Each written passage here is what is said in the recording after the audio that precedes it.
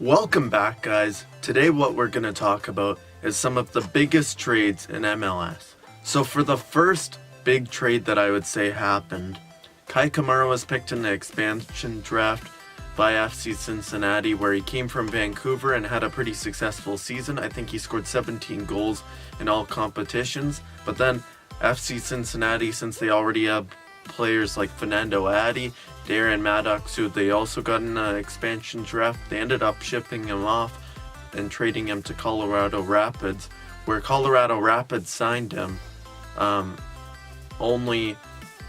all that they had to do was trade away an international roster spot for 2019, and they actually were able to sign him on a TAM contract, where previously with Vancouver he was on a designated player contract.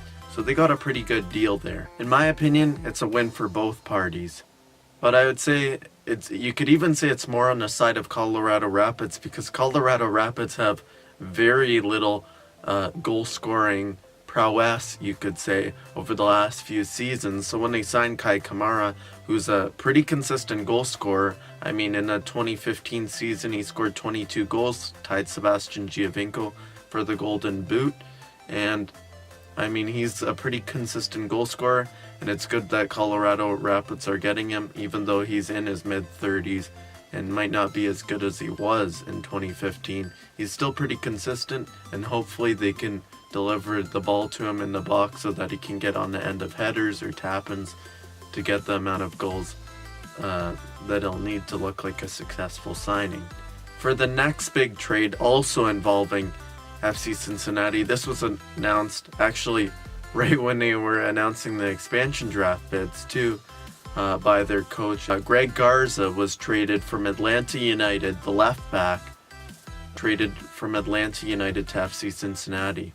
Basically, FC Cincinnati traded away $200,000 in general allocation money and $250,000 in targeted allocation money to get Greg Garza. So since he got his big injury, I can't remember exactly when he got his big injury, but he hasn't ended up playing as much for Atlanta United this season. I think he's only got 11 games in the regular season, although he played pretty well for them this season and played really well for them last season.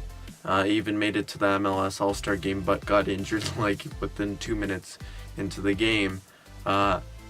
He's one of the best left backs in the league, and FC Cincinnati got a great player. I think he's 26 or 27 years old, so he's not aging, he's in his prime. And yeah, they got a pretty good player. So although this is a win for both sides, as Atlanta got a ton of assets and FC Cincinnati got a great defender, which it's always great to get a good defender for an expansion team, because, you know, as I say, defense wins championships. I'd say that Atlanta United got the better side of this deal, because they got $450,000 in allocation money for him when he wasn't as involved in Atlanta this season, and yet they still played very well without him. Now, it will be hard to replace him, but they got a lot of assets for their new manager, who will end up coming in very soon. They got him a lot of assets to use in the trade market in MLS. And another big trade by FC Cincinnati was Garza and Waston moving from Vancouver to FC Cincinnati. Now, if you didn't know about it, Garza and Waston actually sounded pretty annoyed that the Vancouver board decided to sack their manager, Carl Robinson, because he was great friends with Carl Robinson, and he didn't think that he deserved to get fired. So he wanted to leave, and I think his contract was up at the end of the season. So Vancouver was facing a problem.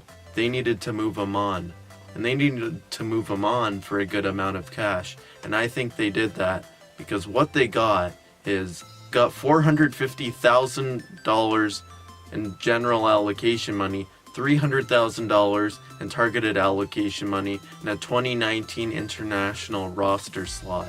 There was additional clauses too, but I'm not going to list all of those for the sake of time. But those are the main things to know.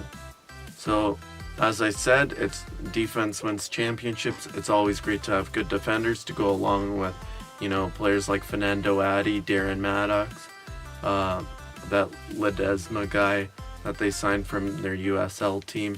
It's always great to get good defenders behind them because, you don't want to be pulling a Minnesota in the 2017 season. But they signed Garza and Waston, one of the best defenders in the league. I believe he's 30 years old, Costa Rican international. He has a good aerial threat and a good heading ability to go along with that. And then, of course, is very good at defending. This is a very good trade for FC Cincinnati as they got a great defender. But I'm going to argue that Vancouver got the better side of this deal because Vancouver had to get rid of Garza and Waston. They risked getting very little for him if they left it too long. And they ended up getting $750,000 of allocation money, an international roster slot for 2019, which can be very valuable, and they got additional clauses. To trade a crucial player away is a real pain to do, as now they've got to rebuild their defense a lot, but they got a lot for him. And now Marc Dos Santos can build the defense around what he believes the defense should be like and around his tactics, and can use that money to reinvest throughout the squad to get the best players that he thinks from the MLS trade market, or can bring in a player and use that targeted allocation money. So now Marc Dos Santos has a lot more wiggle room in the MLS trade market and in the transfer market. So I think that's a smart deal by both clubs, but I think Vancouver got the better side of the deal. Now we've got the three-way trade. This is going to be a little hard to explain here. Basically, Sporting Kansas City, Colorado Rapids, and New England Revolution were involved in this trade. And it started off with Edgar Castilo was traded from Colorado Rapids to New England Revolution. I would say one of the best players for Colorado Rapids in the 2018 season. He was one of the few bright spots. I believe he's around the age of 32. And he should be a good replacement for Chris Tierney, who I think retired for New England Revolution. And then Kelyn Rowe was sent to Colorado Rapids. So what Colorado decided to do was they traded away Kelyn Rowe to Sporting Kansas City, along with $100,000 of TAM and $200,000 of GAM for Sporting Kansas City striker Diego Rubio, the Chilean striker. So they traded away $300,000 of allocation money. Kelyn Rowe, one of the better playmakers who I think's a little underrated in MLS. And then they got Diego Rubio, who's a good player. I don't think this is the greatest trade for Colorado for sure, because they ended up trading away one of their best players last season, Edgar Castilo, a bright spot in their team. But then they got Kelyn Rowe, so you could argue that, hey, they ended up getting a younger talent who might not be in the same position as Edgar Castilo, but can really offer a certain amount of energy to the midfield for Colorado Rapids. But then they decided to trade him away to Sporting Kansas City along with allocation money for Diego Rubio, when I don't think Diego Rubio is bad. I don't think he's amazing though. And I don't think he's going to be able to absolutely turn around Colorado Rapids. And with the point that Kei Kamara has moved to Colorado Rapids now, and often he operates as a lone striker and is very good at that, I don't know what place Diego Rubio has in this team, because if they play with two strikers, I don't know if Kei Kamara will play with the best quality for the 2019 season. So overall, I don't think Colorado Rapids did the greatest in this trade.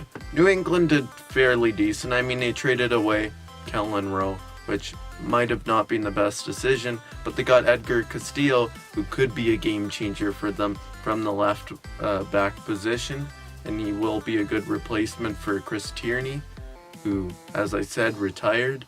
Sporting Kansas City actually got the best part of this trade, as they only traded away Diego Rubio in exchange for Kelyn Rowe, $100,000 of targeted allocation money and $200,000 of GAM. Anyway, that's it for the trades for today that I want to cover. Those are some of the biggest trades that have happened so far in just under the 2 weeks that the trade window's been open. Anyway, if you enjoyed the video, please like it.